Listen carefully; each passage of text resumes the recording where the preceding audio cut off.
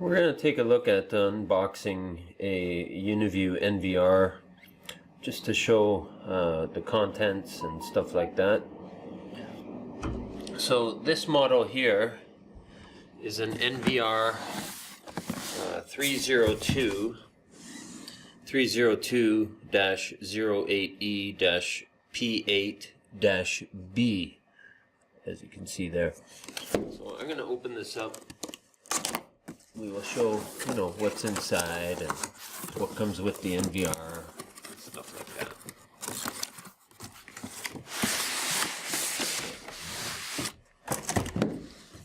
The packaging is very good. It protects the NVR. So, of course, you're going to get the NVR itself. I will go over, which ports it has and stuff like that. So this is what the front of the NVR looks like.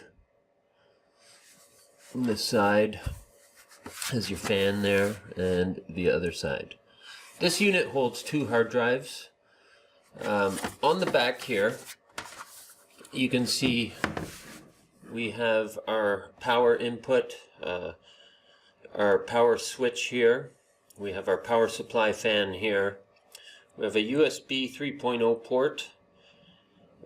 We also have a 4K HDMI, VGA out, audio in, audio out. This is for your network port or internet port, and your 4 built-in PoE ports for your cameras.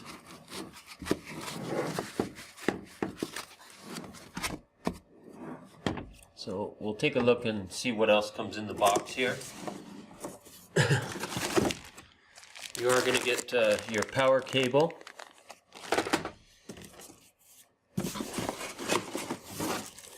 You're also going to get a mouse that comes with the NVR. You're going to get a remote control, network video recorder quick guide,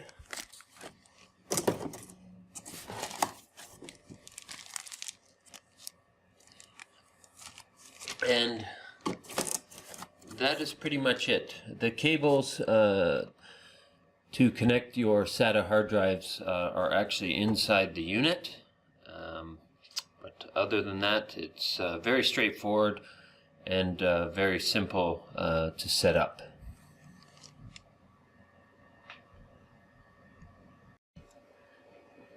We're going to take a look at unboxing a camera, what comes included in the camera.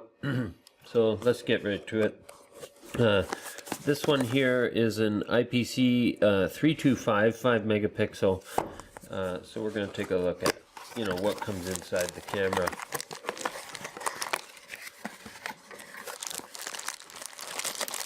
So of course you're going to get the camera itself. You're also going to get the RJ45 weather protector. That goes on the RJ45 cable. You're going to get the screws and plugs to mount the camera. We always recommend, if you're going to install a camera, to look at using a back box. That will make for a cleaner install and keep the wire protected. It also comes with a security key to open the camera. That's it. The tools and supplies that you will need to install IP security cameras would be the following. If you're not going to use the security Torx key that comes in with the camera, they also do make security Torx screwdriver sets. You can use those. So security drivers. Obviously you would need your Ethernet cables. We always recommend that the NVR be plugged into bare minimum. A surge protection bar. Even better would be a UPC, uninterrupted power supply. That's all you would basically need if you are going to make your own Ethernet cables, then of course you would need RJ45 jacks and a RJ45 crimper. Alright, what you're going to need to install these IP cameras, or any IP cameras for that matter, you're going to need your security drivers. Each camera comes with the security key to open the cameras. You are also going to need Ethernet cables. You can use pre-made Ethernet cables, or you can make your own. You would need RJ45 ends, and you would also need a power bar. It's recommended that a power bar is used to plug the NVR in, so it's surge protected. You would also need a monitor to hook up the NVR to a monitor so that you have a display. Computer and phone, if you're going to use Easy Station, you can view your cameras once they are all hooked up over a computer or a cell phone or an iPad or a tablet. And if you're going to use Easy Tools, you would use Easy Tools on your computer to find any IP cameras. For Uniview, Uniview is used on your cell phone, and I will show a little bit about Uniview, and that is so you can view your cameras remotely. The new firmware, 26 version firmware. We're going to enter the default password of 123456 and hit enter, log in. It's going to ask us to change the default password. We're going to click no and leave it as is. Now this is a new feature on the 26 firmware. We can actually draw an unlock pattern. So I'll go ahead and draw one here. It says draw again to confirm. So that's not the pattern I want to draw, so we'll draw this here. We'll just make a simple Z. So now we can actually log in using that pattern. I'll show you. We'll log out here. So now if I want to log in again, go to menu. We have the option to enter password down here, or we can just simply draw our pattern, and then we're logged in. So that's a nice new feature on the new firmware. Now navigating through the menu, all the key components are here on the left. Once you do go to one of them, you're going to have a sub-menu and so forth.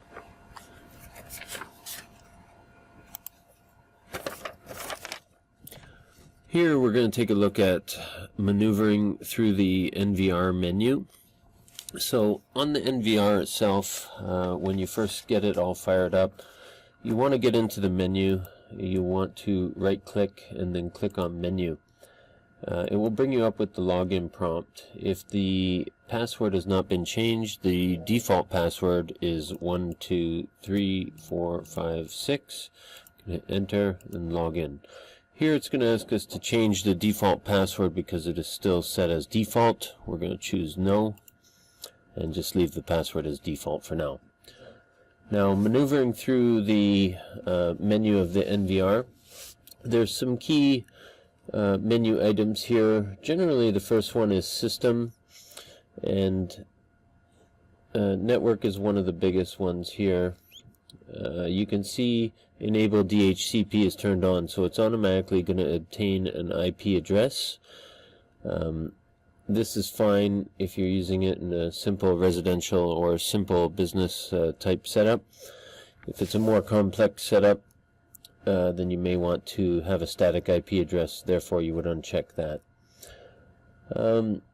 Setting up the NVR for viewing cameras remotely is fairly easy. You can go to EasyCloud, scan the QR code, and attach it to your registered EasyCloud account. Then you would be able to access the NVR remotely.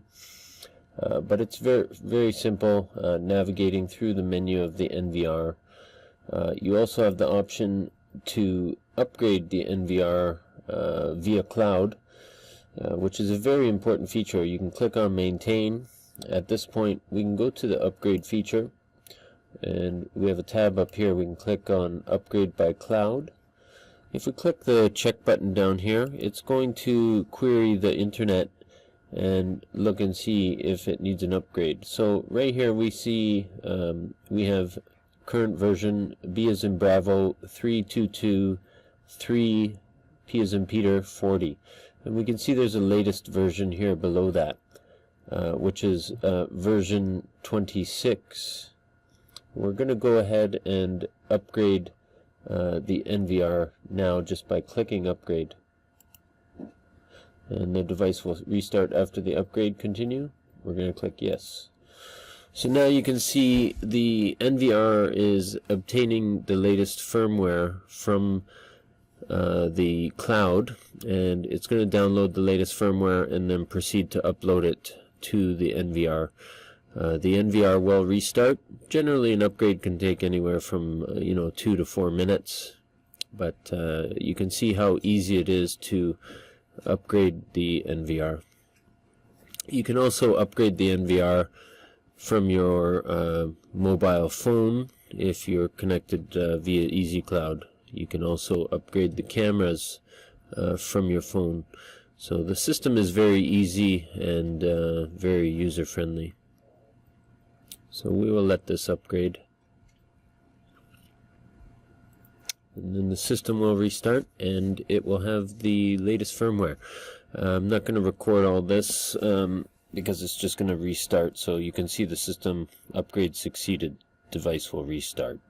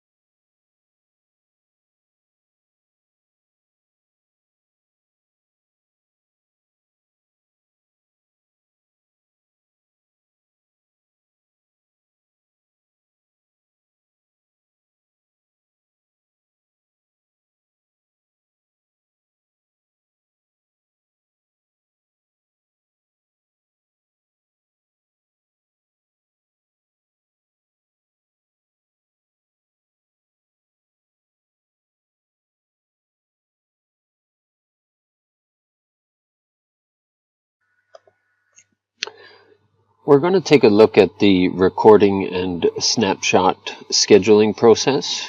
So if we go into menu and we go to storage, you can see right here we're on recording and schedule. Now we can select the camera that we want to set up the schedule for. Now the cameras by default will have a pre-record of 10 seconds and a post-record of 60 seconds. So if there's motion detected, it will record 10 seconds before the motion happened, and once the motion has stopped happening, it will record for 60 seconds after it has stopped. Now as you can see, the legend is on the right. This NVR is set up to record 24/7. So if we want to set up this NVR for camera number 1 to record on motion only, we can actually just draw and change the whole schedule to green. Then this NVR would record on motion only. We will click apply. We would have to make sure that the motion is set up properly. So if we went here, we can see that the motion is enabled for this camera, but there was no screen detected. So these blocks turning solid red will show that there's motion happening in that area. Now the default sensitivity is 98. I'm not going to turn motion on this camera, but if I did hit apply, basically motion would be turned on this camera. But generally what we're showing here is just to change the schedule. So for example, if I owned a store, a retail store, and I was open from 9 to 5, and I wanted to maximize my hard drive space, I could have normal recording from 9, actually I can have normal recording from 12 midnight to 9 a.m. and then just motion recording from 9 to 5. So I would have a schedule something like that. This would minimize the recording during the day because it would only record motion. Nighttime it would be 24/7 recording. But that's basically how we set up the schedule for recording. For snapshot, same idea. You would select the camera, enable the schedule, and select if you want it to take a snapshot on normal or event or motion or whatever you choose. But that's basically how we do the recording and snapshot scheduling process.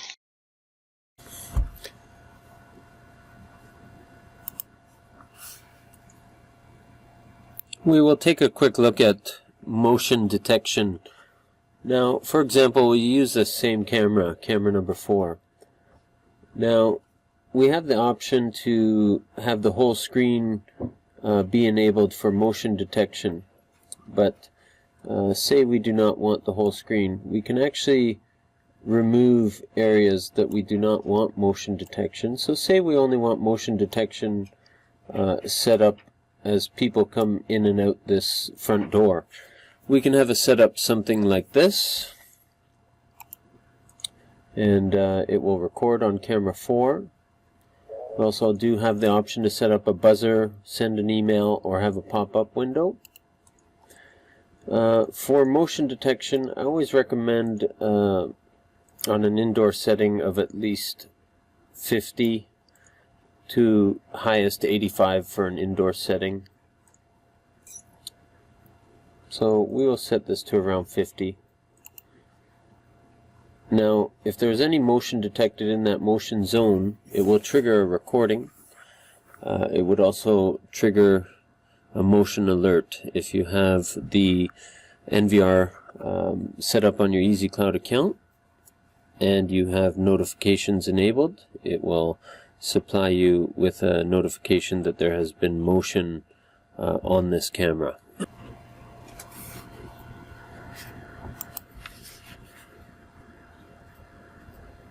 We're going to take a look at VCA, also known as Video Content Analysis, and basic setup principles like cross-line detection, motion detection, intrusion detection, and facial detection, and people counting.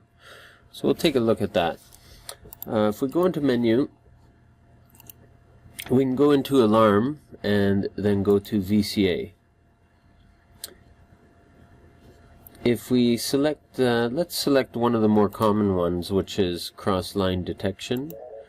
We will actually select it on camera 4 here. Now we can enable cross-line detection. Now it's going to want some sort of line, so we'll draw a line here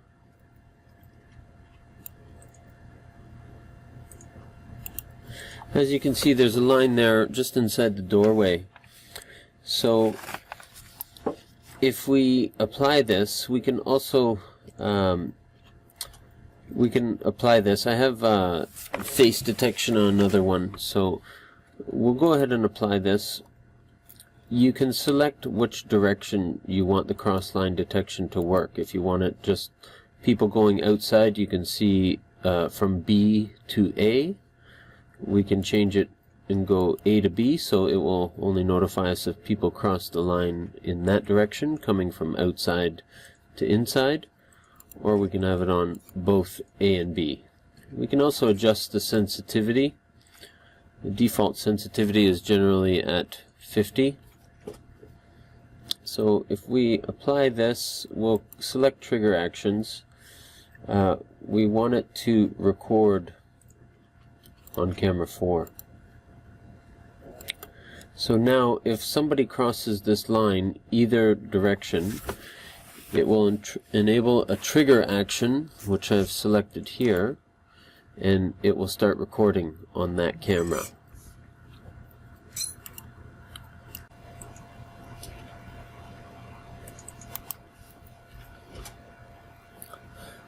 If we take a look at intrusion detection, we can select the intrusion detection tab up top here. Now if we enable intrusion detection, it's going to want us to draw a box. We will select camera 4 again. We're going to enable intrusion detection. I'm going to select an area to draw here.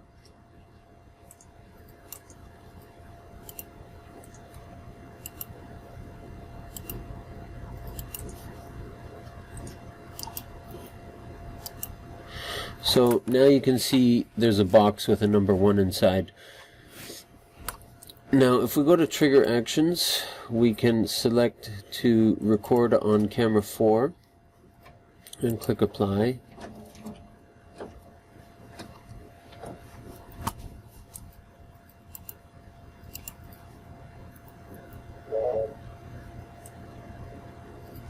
And click OK. This is just looking at the arming schedule. But with intrusion detection, you can see we have a few different options to change here. We have sensitivity. We have time threshold. That's set at 1 second. So if somebody is inside that box for 1 second, it's going to trigger an intrusion detection. And the percentage is set at 1.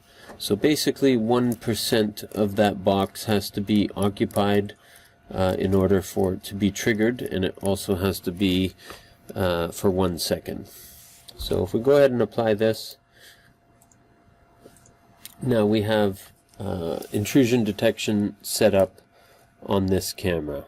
I will put a link in the description to show another example of intrusion detection and cross-line detection on how they work. I will also leave a link for auto tracking and people counting.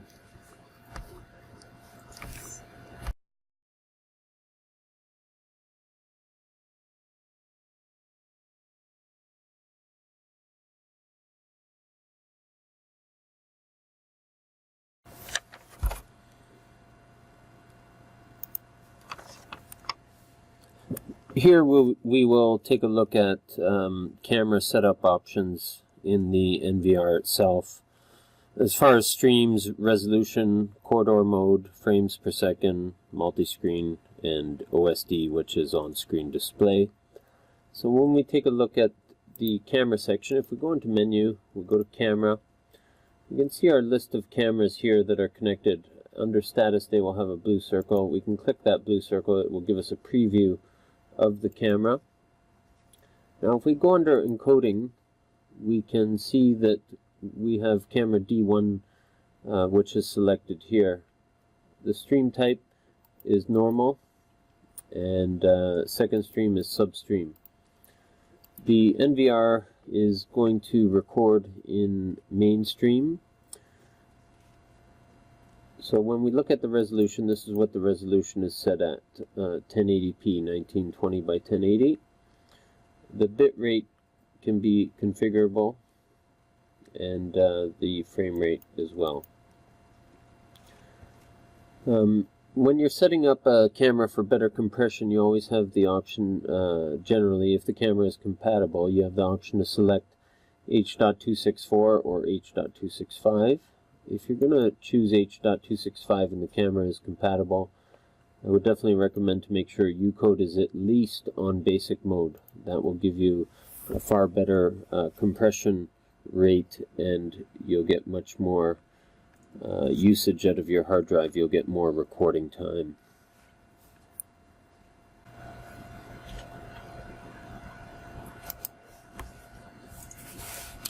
If we want to take a look at different options under the camera, we can also go to System and go to Preview, and we can change it from 4 windows. We can change it to Corridor 4 windows. Once we click Apply, you'll see the cameras will go into corridor mode.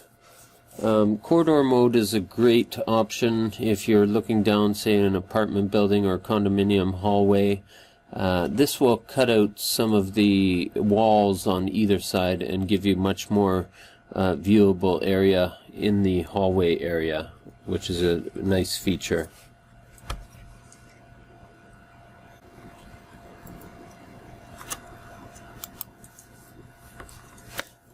As far as on-screen display goes, we can take a look at that by going into the menu and going under the camera option, and then we select OSD, which stands for on-screen display.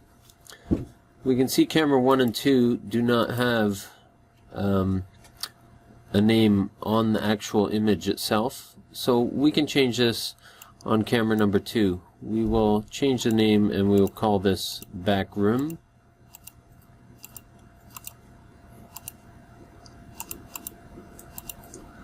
So at this point I have the name there.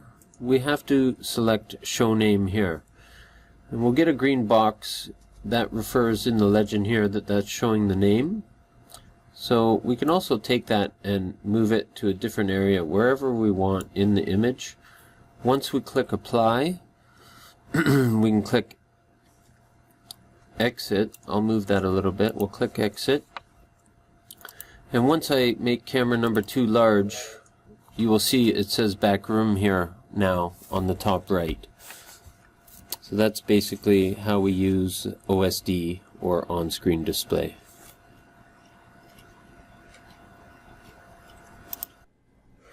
Alright, so we're going to take a look at setting up PTZ tours. So we're going to take a look at this IPC 6242SR-X22U. This camera actually has presets set up directly in the camera. I'm going to show, so you can see this camera is moving around. I'm going to show how to set up preset PTZ tours from the NVR itself. So because this is a PTZ camera, we are actually looking at it in substream. I'm going to switch it to mainstream so it's clearer.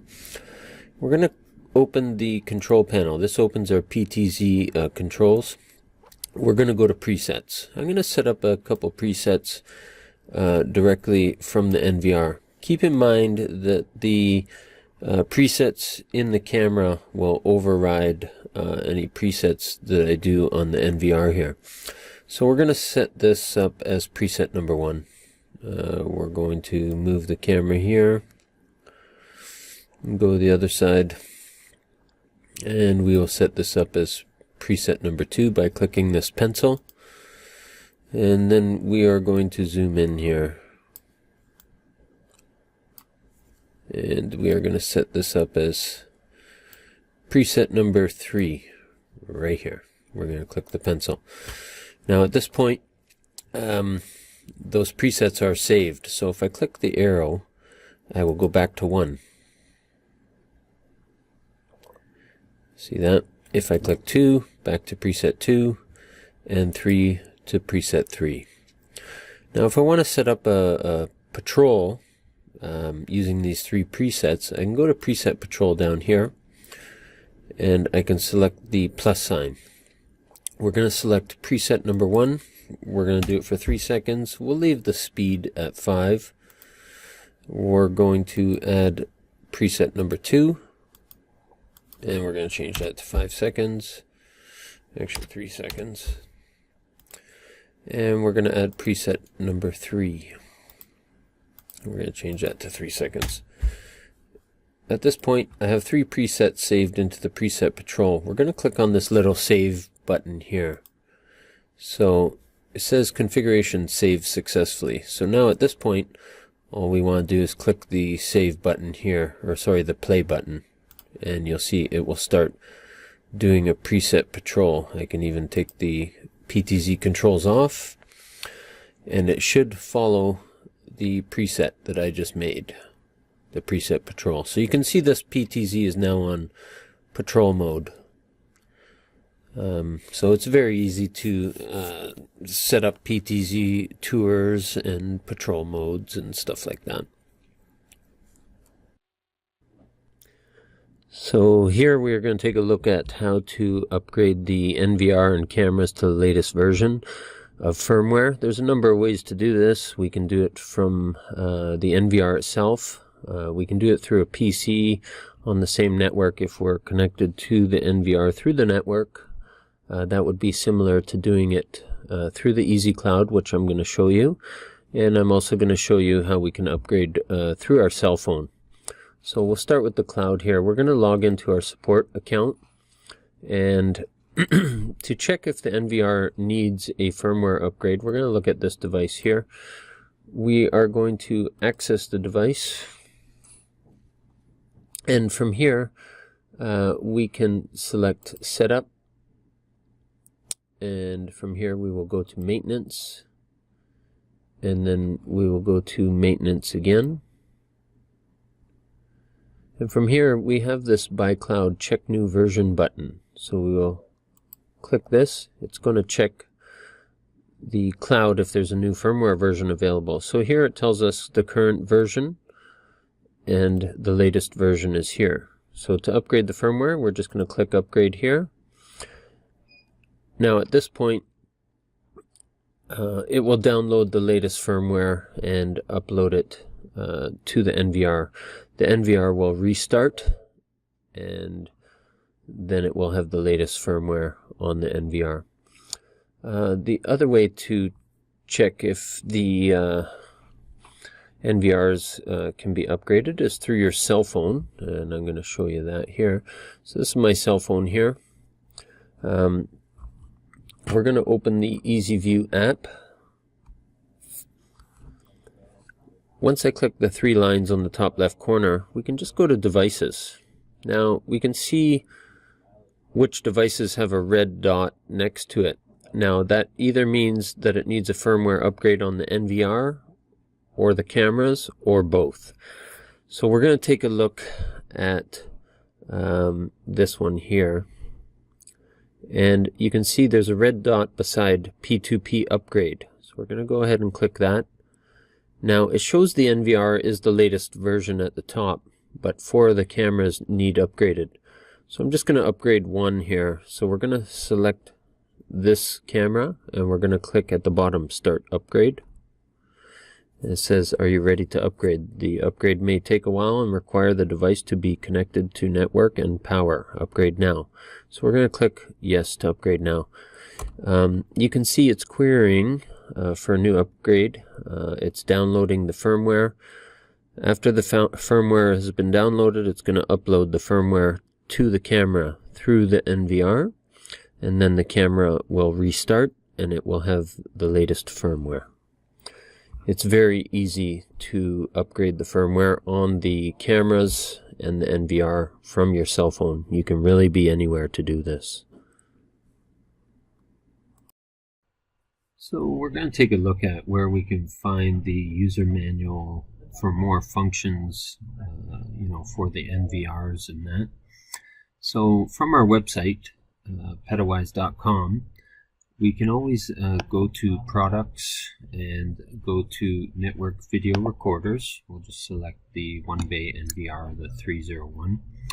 Once we go to the NVR, we can just select that. It will give us more information on this NVR.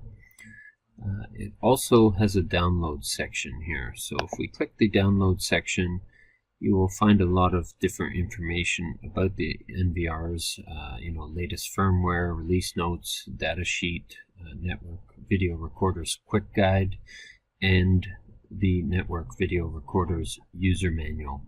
So all the user manuals can be found for each NVR under their respective web page for that NVR.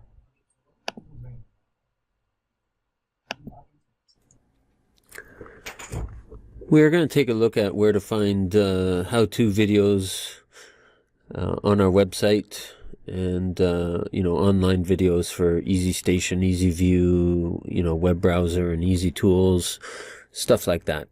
So you can find our website at www.petawise.com. If we go to support, if we hover over the support tab here, we can see video here. We can click on video, and that will bring us to a lot of our tutorial videos, training videos, and demonstration videos. So you can see we have motion detection setting, Easy Station operation, Easy View operation. A lot of our videos are on our website here. We also have some other videos on our YouTube channel, but this is where you will find a lot of our how-to videos for Easy Station, Easy View, and Easy Tools, and stuff like that.